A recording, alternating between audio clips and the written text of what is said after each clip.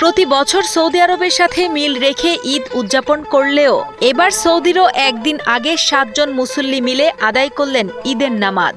১৯ March সকাল ১০টায় চাঁদপুরের হাজীগঞ্জের সাদরায় অনুষ্ঠিত হয় এই ঈদের জামাত।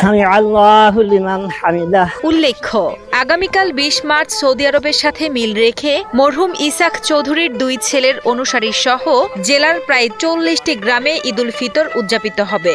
আবার দেশের আকাশে চাঁদ দেখা সাপেক্ষে ২১ তারিখেও ঈদ হতে পারে চাঁদপুরে।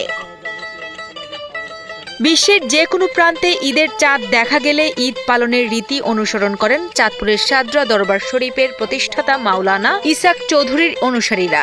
সে হিসেবে সৌদি আরবের সাথে মিল রেখেই ঈদের নামাজ আদায় করেন তারা। তবে এবছর আফগানিস্তান ও মালয়েশিয়ায় ঈদ উদযাপিত হওয়ার খবরের ভিত্তিতেই আজ মরহুম ইসাক চৌধুরীর ছেলে মাওলানা আবু বক্করের ইমামতিতে অনুষ্ঠিত হয় এই ঈদের জামাত। এর আগেও ইসাক চৌধুরীর ২ ছেলের অনুসারীদের পৃথক দিনে ঈদ উদযাপন করতে দেখা গেছে।